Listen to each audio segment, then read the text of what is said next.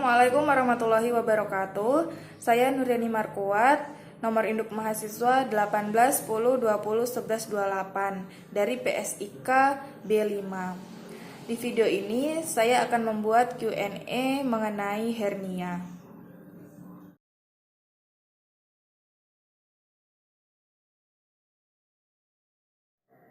Hernia atau turun berok adalah kondisi yang terjadi ketika organ dalam tubuh menekan atau mencuat melalui jaringan otot atau jaringan ikat di sekitarnya yang lemah.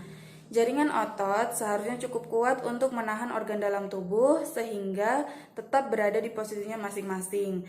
Namun, ada beberapa hal yang menyebabkan kondisi otot tubuh lemah sehingga tidak dapat menahan organ tubuh di dalamnya dan mengakibatkan hernia.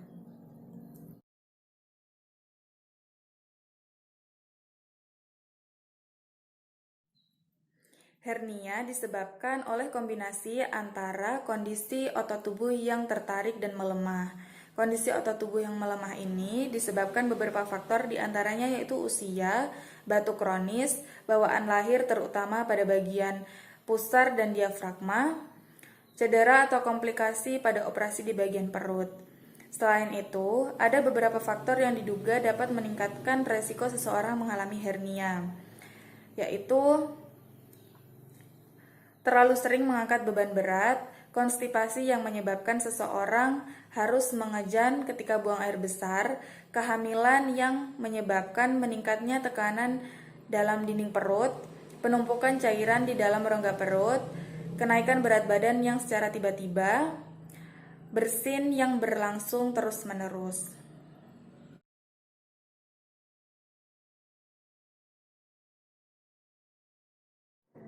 Gejala hernia itu bervariasi tergantung dari lokasi dan tingkat keparahannya.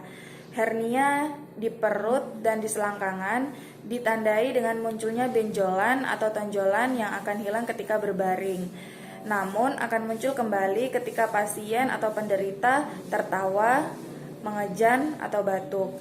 Gejala hernia lainnya yaitu nyeri di bagian benjolan ketika mengangkat atau membawa beban berat, rasa berat dan tidak nyaman ketika membungkuk, benjolan yang semakin besar seiring waktu, benjolan di selangkangan. Untuk hernia hiatus itu ditandai dengan nyeri dada, sulit menelan atau disfagia, dan heartburn. Segera periksakan diri ke dokter jika gejala semacam nyeri hebat itu muncul secara tiba-tiba, susah buang air besar, muntah, benjolan mengeras, benjolan sulit dimasukkan kembali.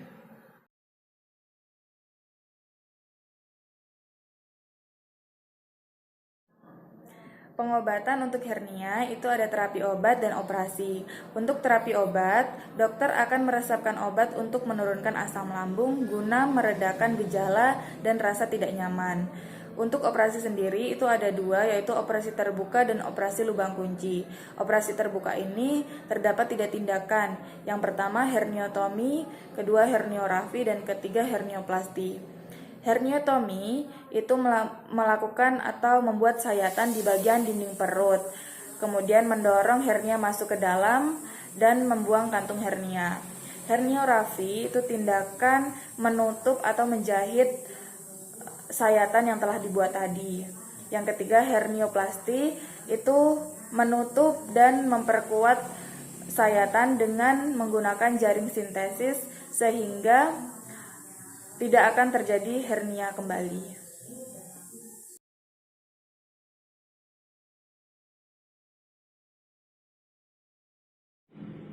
Untuk mencegah terjadinya hernia yaitu berhenti merokok, karena rokok dapat memicu batuk kronis yang dapat meningkatkan resiko hernia. Kedua, menjaga berat badan ideal dengan melakukan olahraga teratur. Yang ketiga, mengonsumsi makanan yang tinggi serat seperti buah-buahan, sayur-sayuran untuk menghindari konstipasi. Selanjutnya, hindari mengangkat beban berat atau di luar kemampuan. Selanjutnya, konsultasikan ke dokter jika mengalami batuk atau bersin yang berlangsung terus-menerus.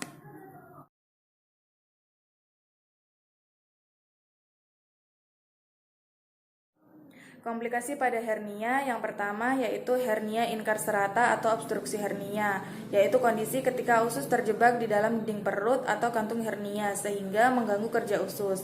Kedua, hernia strangulata, yaitu kondisi ketika usus atau jaringan terjepit sehingga aliran dan pasokan darah terhambat. Komplikasi pasca operasi juga mungkin terjadi pada pasien, diantaranya yaitu hernia berulang, infeksi, nyeri jangka panjang, dan cedera kandung kemih.